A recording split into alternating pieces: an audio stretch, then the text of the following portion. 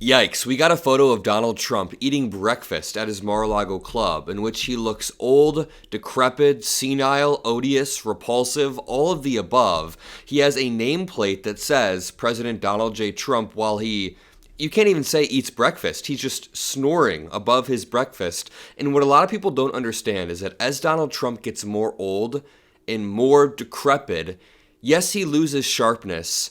And yes, he loses bandwidth, but he almost has this desperate delusion, this desperate dictatorial power that he's yearning for as he gets older. You see it in the way that he posts on Truth Social. You see it in the way that he operates and directs Pam Bondi to do more and more depraved things on a daily basis. So yes, he is getting older, but that doesn't mean that we are done with his insane antics. In fact, I would argue that Stephen Miller is using this as an opportunity to consolidate even more power while things go wrong. I mean, let's just take a look at the past few weeks. Trump canceled both the GDP and jobs reports for the first time in U.S. history. Tim points out, this is truly incredible, astonishing. Trump gets to get away with such imaginable things. You could search the multiverse a million times and you would never find a timeline where a Democratic president could crash the economy so hard that they canceled the jobs and GDP report,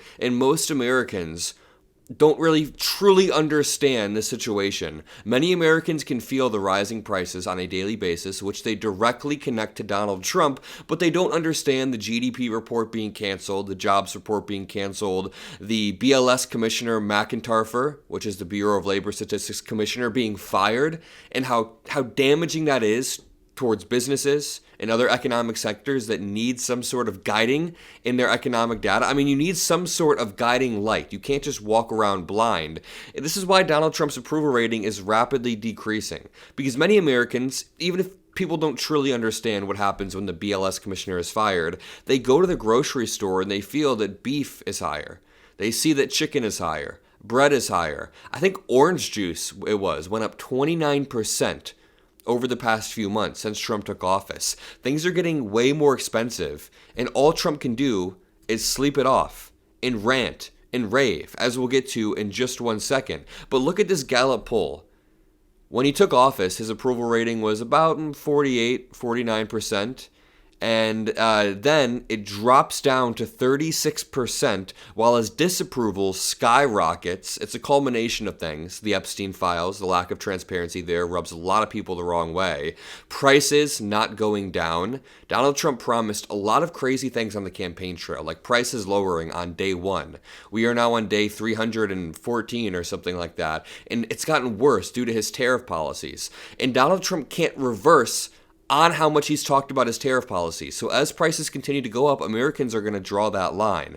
But between that, the Epstein files, the war that is continuing to go on in Ukraine and in Gaza, with Israel relentlessly attacking Gaza, it's no surprise. At the same time, he spent all weekend in between rounds of golf just boosting racist propaganda. Think about this.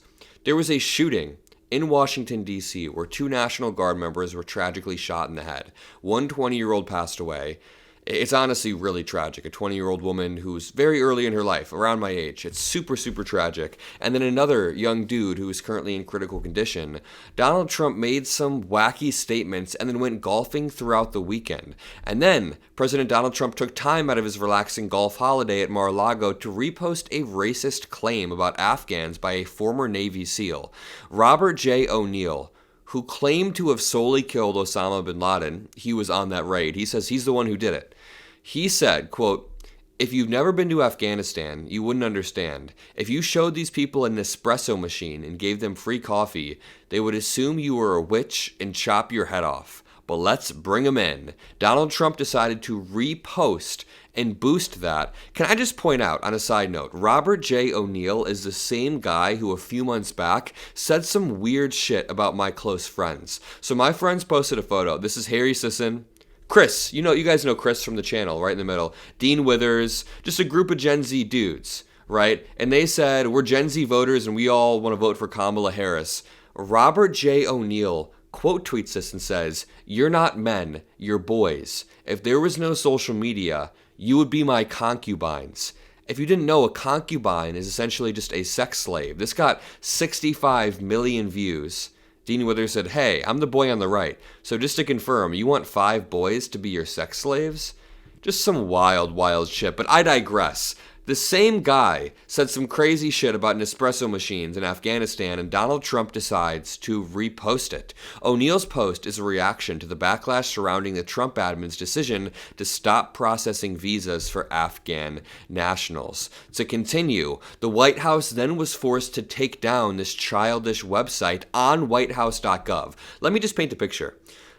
The White House is shitposting through actual policy. We don't have any actual foreign policy as it pertains to Russia and Ukraine or Afghanistan or any of these countries Donald Trump is attacking, like Venezuela.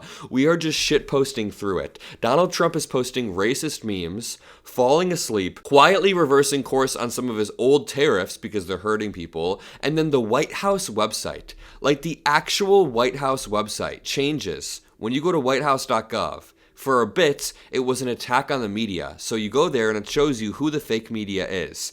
It was CNN, MSNBC, CBS News, The Washington Post, even Fox News was on there. However, the site was briefly taken down before reappearing with alterations. In the update, Fox News was removed as an offender. Now, when I go visit this White House website, I was debating on whether or not to even pull this up, but I just want to show you so we have it somewhere.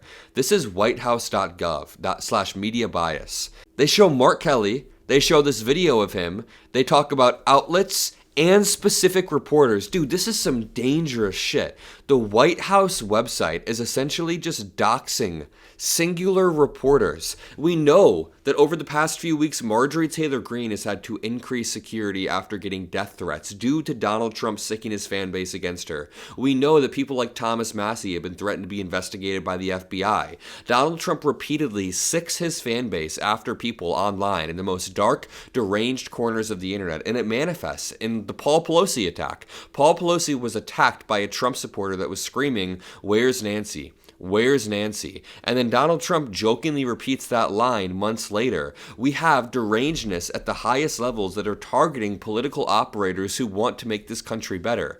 Another really, really good example is Mike Pence. Now, I'm not claiming that he wants to make this country better. I grew up in Indiana, and I think he did a terrible job as the governor of Indiana. Really, just not a good human being. But the dude cares about the Constitution and the foundational documents of this country, so much so that he was willing to stand up against Donald Trump and certify the election results. What did he get for it? He got kicked out of politics. His daughter got death threats. He got death threats. He had to have increased security probably till present day. I am sure Mike Pence for the rest of his life will have increased security due to the way that Donald Trump plays politics. It's disgusting. And instead of actually leading the country, he's falling asleep. Just to bring this back, our old, decrepit, senile president is falling asleep while sitting there with a full breakfast in front of him, canceling job reports, doing unprecedented shit that is going to tank the U.S. economy, and we will continue to cover it on a daily basis. I am truly grateful for my incredibly intelligent, pro-democracy audience, and we are going to cover stuff throughout the entire week, throughout the entire month of December, and beyond. Be ready for the debate show in 2026. Be ready for some amazing breaking news content, and subscribe for more. Peace out.